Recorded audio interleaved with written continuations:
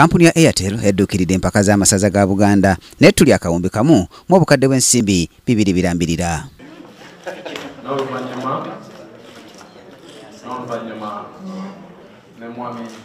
Ensimbi zino zagabanyizibwamu obukadde bw'ensimbi 4 buli mwaka okumala emyaka 3. Bw'abadde akwasibwa ettuli lino ku mukolo okoleddwa ku Bulange Mengo, Katikkiro wa Buganda Oweekitiibwa Charles Peter Mayiga yeebazizza kampuni ya Airtel okutambulanga n'Obwakabaka bwa Buganda mu buli nteekateeka ezibaawo, era n'ategeeza ng'omukago gwe bakoze bwe gugenda okuyamba okutumbula ebyemizannyo mu Bwakabaka bwa Buganda.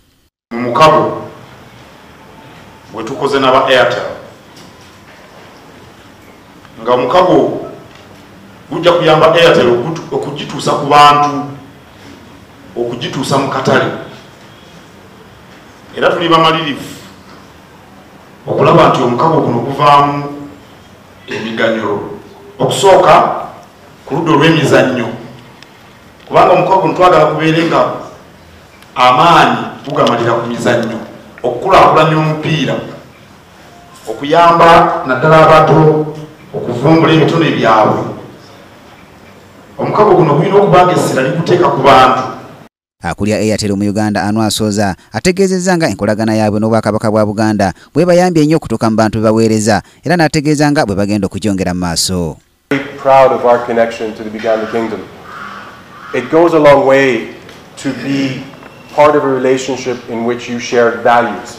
And I think the values of this kingdom and the work, especially what the Katikkiro proposes and promotes, it's good. It's good for all of us, and it's good for the country.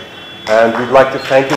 Okusinziira ku minisita by'emizannyo abavubuka n'okwewummuzaamu emmengo, Oweekitiibwa Enulese Kabembe okujja kwa Airtel mu mpaka z'amasaza ga Buganda kyakuyamba okugonjoola ebizibu ebibaddewo mu mpaka zino okusingira ddala ebbula ly'ensimbi. Ebyo ebisoboka ne tuteekeddwa okukola, ne tukola ebisoboka, ne tutulina kubuusabuusa nti mu nkwatagana eno basibo ne bannyabo mwenna abatulaba n'abatuuliriza ekiseera kituuse tujja kukola ne mbadde mulowooza nti tebisoboka. Empaka z'amasaza ga Buganda eziwedde zaawangula essaza lya Buddu eryawangula Gomba ku penalty 6-5 mu kisaawe Namboole.